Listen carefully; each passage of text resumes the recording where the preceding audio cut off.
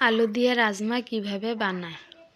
তো আমি 250 রাজমা নিয়ে নিলাম, 4টা আলু আর সিদ্ধ করে নিব।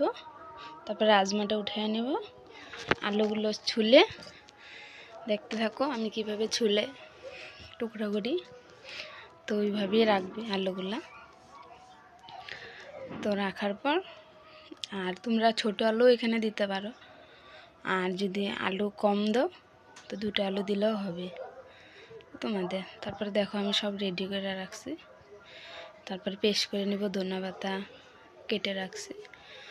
তো এসে আদা, রসুন, কাঁচা লঙ্কা, পেঁয়াজ, মিডিয়াম সাইজের পেঁয়াজ একটা, তো মিডিয়াম সাইজের একটা টমেটো কেটে নেবে, মানে তারপরে এটা পেস্ট করে নেবে। এই দেখো আমি পেস্ট করে নিয়েছি। তারপরে কড়াইটা বসিয়ে দেব। কড়াইটা গরম হওয়ার পর তেল দিয়ে দেব। তো তেলটা গরম হতে থাকুক। তো গরম হয়ে গেছে, শুকনো লঙ্কা দিয়ে দেব। আর যদি তেজপাতা থাকে তেজপাতাও দিতে পারো। তো দিয়ে দেব গোটা জিরা।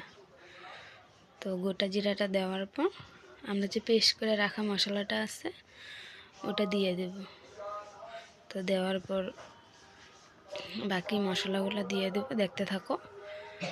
তো দিব আধা চামচ হলুদের গুঁড়া, তারপরে দিব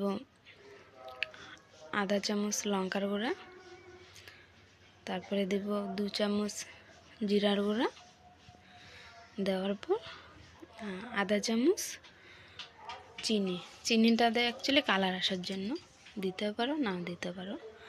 তারপরে 2 চামচ নুন দিয়ে দেব। দেওয়ার পর এটা লাড়াচাড়া করে যখন ভাজা ভাজা হবে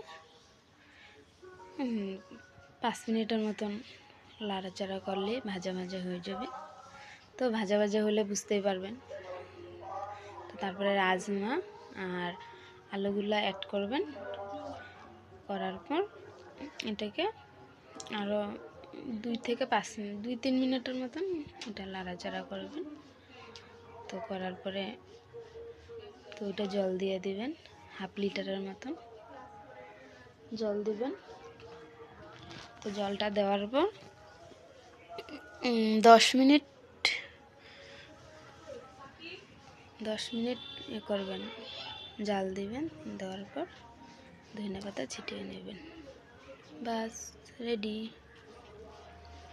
বাই বাই।